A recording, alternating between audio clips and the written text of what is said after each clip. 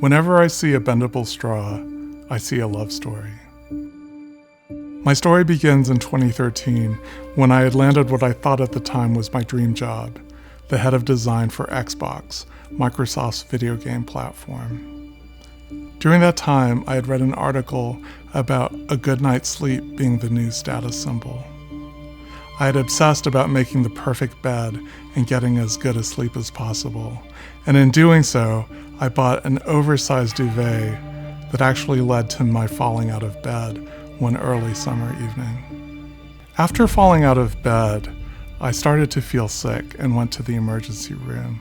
And after 4 visits to the emergency room, because of hospital error and miscommunication, I found myself paralyzed from the chest down. The next 6 months were the darkest period of my life, where the first half I was just struggling to stay alive, and the second half I was learning a new way of living. One of the things that I had longed for was to return to work, the strongest reminder of what my life was like before my accident.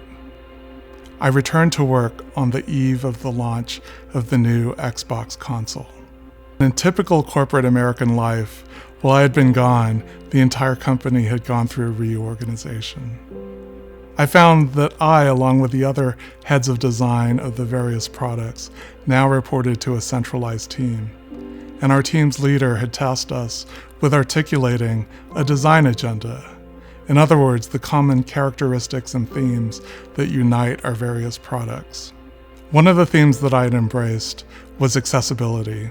In looking into accessibility, I discovered universal design and its sibling, inclusive design.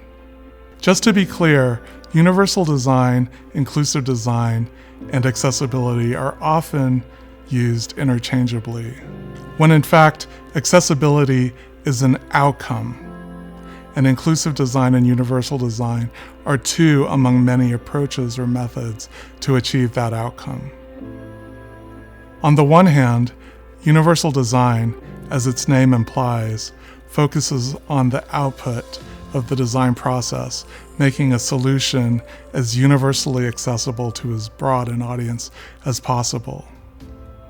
And on the other hand, inclusive design focuses on the genesis of the problem, often centered around a person or a small group of people.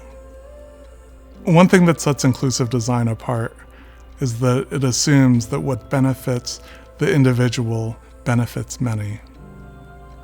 Further, inclusive design is informed by the redefinition of disability by the World Health Organization, where disability has moved from the medical model, which suggests that disability is the result of some physiological or cognitive difference, to the societal model, where disability is actually a mismatch between any individual's spectrum of abilities and the environments and artifacts with which she or he interacts. This brings us to the damning conclusion that disability is in fact designed. As we look further into inclusive design, we find a rich history of invention and innovation.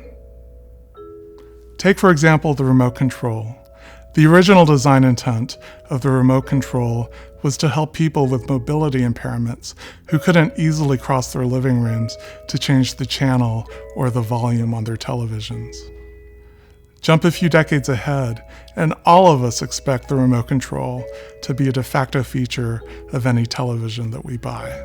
The first email protocols were programmed by Vint Cerf, the so-called father of the internet, who happened to be hard of hearing, so that he could communicate seamlessly with his wife, who is deaf. The keyboard was invented in 1808 by Pellegrino Turri, so that his lover, a blind Contessa, could write letters more legibly.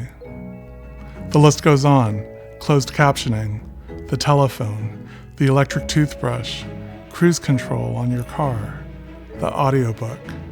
Which brings us to the bendable straw.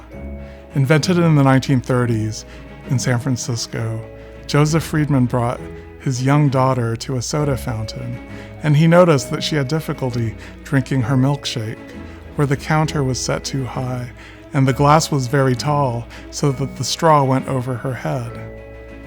Being a natural tinkerer, he went home and put a screw inside a straw and wrapped dental floss around the grooves, creating an accordion-like bend in the straw. And so the bendable straw was invented.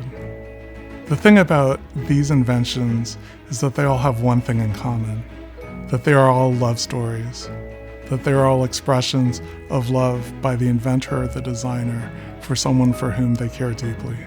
Which brings us to the big idea, that if disability is designed, then well-being too can be designed.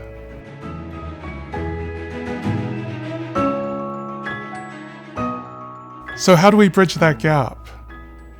My dear friend, Kat Holmes, a pioneer in the field of inclusive design, articulated a 3-step framework to think about inclusive design in our everyday lives.